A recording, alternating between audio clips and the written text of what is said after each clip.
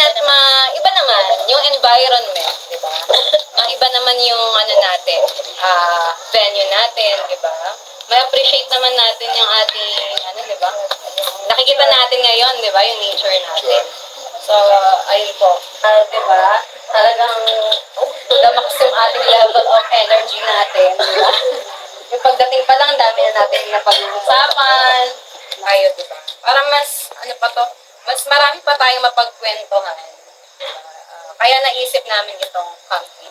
So, ano nga po yung title na The Attitude of Gratitude? Yun po yung tema ng ating, bakit ito yung naging tema ng ating team building ngayon.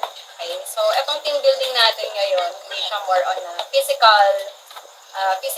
Rejoice over you with gladness. He will quiet you by His love. He will exalt over you with loud singing. So kung natutuwa ang Lord sa awitin nyo, umaawit din siyang kasabay natin. At nakikita niya kung umahawit ka lang ng sa bibig mo. Nakikita po ng congregation.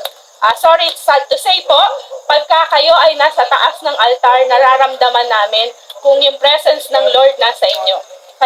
Kaya importante po na kapag napili kayo doon sa week na yon, mag-pray na, mag-fasting, at sabi nga niya, aralin yung mga kanta. Kasi kitang-kita po, kung nakikita ng congregation yung action natin, why? Natutita. Hinga. So, yan po. Dahil nga ang tagline natin is finding joy in everyday moments. So,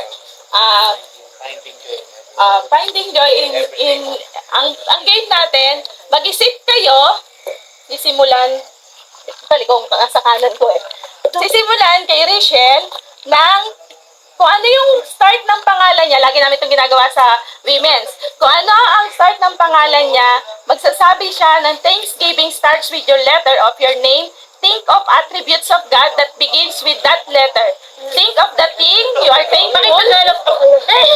Yung, yung, hindi po kasi ayoko na po mag-English ngayon kasi. Yun nga, di ba? Think of think, kung saan nagsisimula ang letra ng pangalan mo, yun, halimbawa, sinabi ko dito, kahit na ano pong pangyayari sa buhay mo, kung kanino ka nagpapasalamat, kasi finding joy, makinig ka na, mamaya mangungopia ka.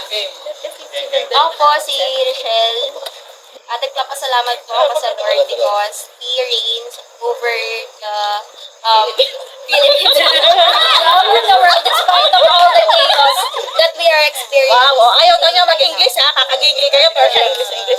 Number one question. Isang tissue, number one question. Ano ang pinagpapasalamat mo by being part of Praise and Worship Team? Quick answer. The opportunity. Okay. Pastok pala to. Ito kasi ang dami nyo Hindi, ang dami kasi nila Paid gospel song. Paid gospel song. Tatlo kasi yung kanya One, two. Hindi ko matandaan yung Paid gospel song. Hindi ko matandaan yung Kantahin mo na lang. Sige na lang. Jesus reigns over the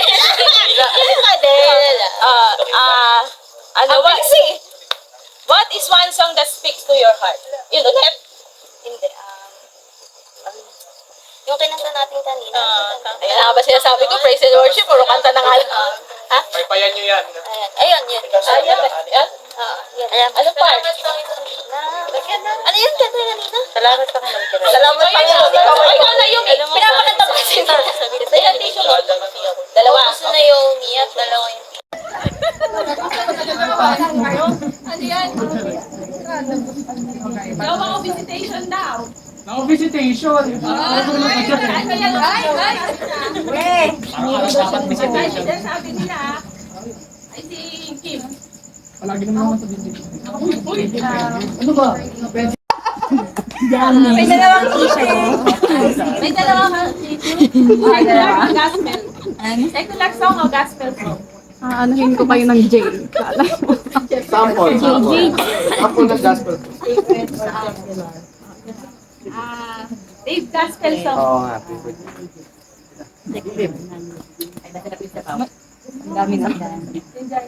Isa lang, pinaka-favorite ko. Ano na lang? Favorite nga Wala ang favorite lahat. Favorite ko. I speak Jesus na lang. Ulit na. Si Yulin pala. Si Wilden. Wow, Kasi nga kailangan seryoso tayo pag nagpapaawit. Okay. Embrace na ha.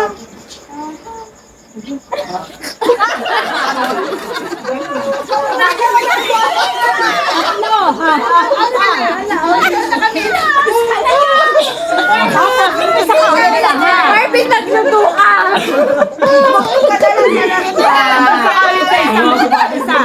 Ikaw, dalawa, ha. Ikaw, tatlo, ha. Ilang haka na lang, Ate Cam. Isang hakal lang ha, matawa ka. Okay. Dapat, dapat poker face ha, poker face. Poker face ha. Teka. Ano, kailan tayo matatapos na? Yun na yun. Ikaw na, ikaw bang ulit? Sali ka? Hindi na. Kaya na. Tatlo.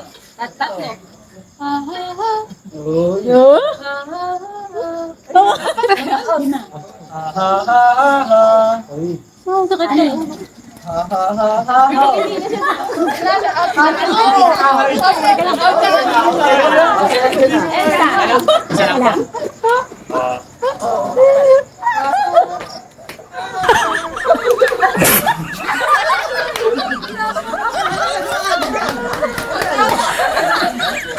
Oh, ano na, sinabi na. What na?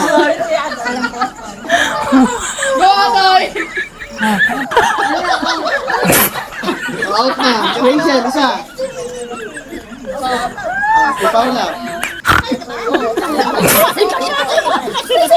Tanggal na. Tumawag sa ating konti. Boy, go. Nagsama-samang team.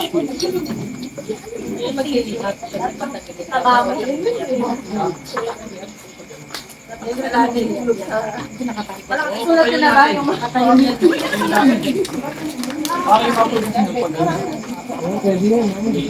Okay na, lahat na may bond paper. Ball pen, lahat na. Asan na? Pakipasa. Hindi pa napapasa. Okay na, may ball pen na. Ball pen na lahat. Ball pen, pakipasa. A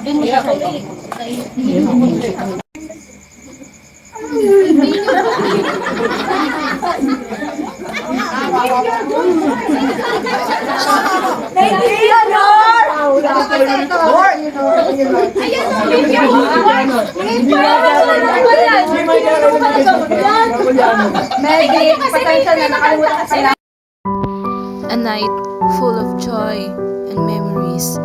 Hindi makakalimutan the laughter, the tears, at ang mga natutunan namin sa Bonfire Fellowship. It will be closer to the team. Mas naging appreciative kami sa bawat isa. Thank God for this wonderful experience. Thank you, Lord, for letting me be with them. Thank you, Lord, for everything. Praise you.